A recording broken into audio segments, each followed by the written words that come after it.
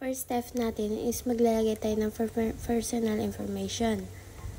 And then, second step naman, Control A para mag-select all and Control B para mag-bold lahat ng letters.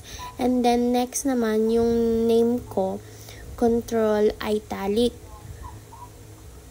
And then, dito naman sa UAP, University of Eastern Pangasinan at Binalonan is Control U naman para sa underline. And then, next naman, ganun ulit. Control R naman, para dito, pupunta siya sa right. Pupunta siya sa right. And then, next naman, Control E, para naman gumit na siya. Yan, igigit na natin siya.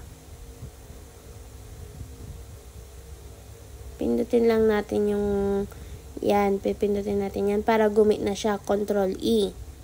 And then, pag Control L naman, ganun siya, ibabalik lang natin siya sa kanina. And then,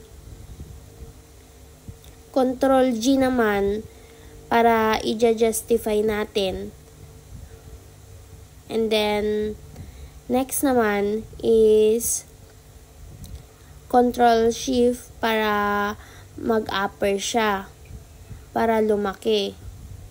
Ayan, para lumaki siya yung mga, ayan, yung mga name mo, lumaki. And then, para naman lumiit siya, Control Shift down naman. Para angat baba siya. And, dito naman natin makikita yung mga ano na yun, yung mga front size. Dito sa may gilid yan, yung may 24. Kung gusto mo mas malaki, meron din mas malaki. And then, Control C naman para mag-copy. And Control V naman para mag-paste. Parang ganun lang. Pag Control C, magka-copy siya. Tapos, pag Control V naman is paste. Ayan. And then, diba, na-paste mo na siya. Pipindutin mo yung Control V. So, dito naman, sa next naman, Control Shift asterisk naman yung gagawin natin. Makikita mo yung ginagawa ko. Yun yung Control Shift asterisk. So, ganun lang siya kadali. And then, ibabalik na natin siya sa tama. Ang pipindutin mo naman kung gusto mo ibalik siya sa parang kanina or aayusin mo na, Control E. So, ayun na nga.